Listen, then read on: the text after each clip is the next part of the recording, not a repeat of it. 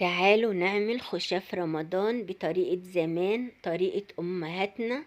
حاجة كده اللهم بارك. كل حاجة كانت من ايد أمهاتنا لها طعم مختلف، وأي حاجة كانت من ايديهم بتبقى زي الفل وزي العسل. تعالوا كده نحضر الفواكه بتاعتنا. والفواكه بتاعتنا عبارة عن تفاح وفراولة وموز، ومعانا كمان يميش رمضان، بلح وتين وقراصية ومشمشية، ومعانا كمان عصير. صلوا على النبي عليه أفضل الصلاة والسلام. يا رب تكونوا بخير وفي أحسن الأحوال.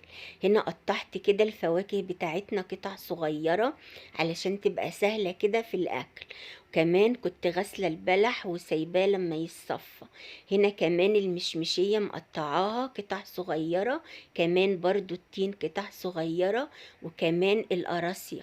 بعد كده التفاح والموز برضو مقطعاهم قطع صغيرة.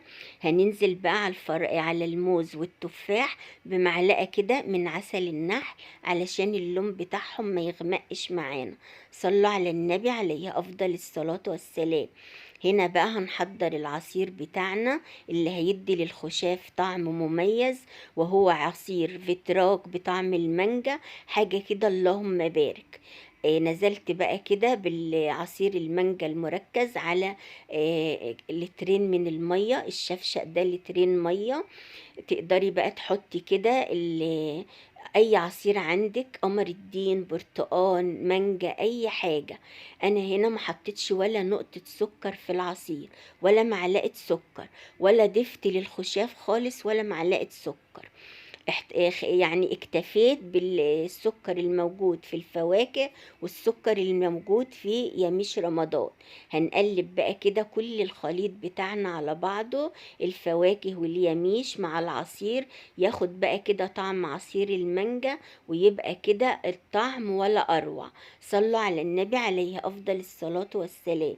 كمان هنسيبه كده شوية لحد قبل الفطار بربع ساعة. نحضرهم بقى كده في الاطباق او الكاسات او اي حاجة موجودة عندك. هنا بقى معايا بقى كده طقم من المجات كنت شارياه مخصوص علشان خشاف رمضان.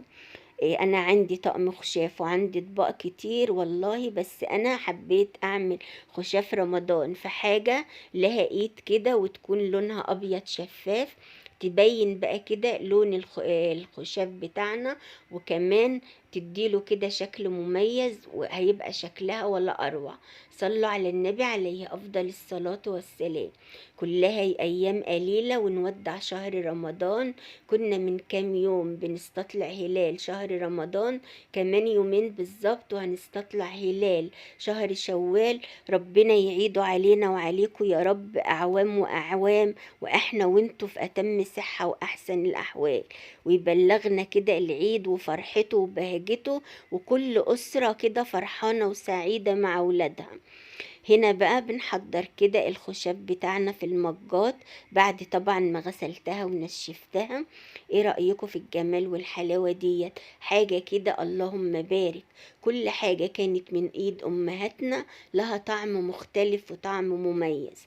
انا كانت ام الله يرحمها بعد صلاة العصر في رمضان نحط كده الطبلية ونقضوا بقى عليها، اللي تعمل بقى سلطة فواكه، واللي تعمل سلطة خضراء، واللي تحضر صينية كنافة، واللي تقعد تحشي القطايف علشان تحضرها كده قبل الفطار.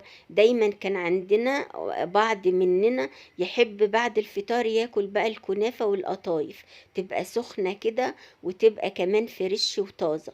كل سنة وانتوا طيبين جميعا يا رب، ودايما دايما زايدين مش ناقصين، ودايما دايما في هنا وسعادة وراحة بال وجبر خاطر. اتمنى منكم ان انتوا تاخدوا جولة كده في قناتي، وفيها وصفات جميلة تعجبكم، وكلها سهلة وبسيطة، وفيها وصفات اقتصادية ده هتعجبكم كتير كتير.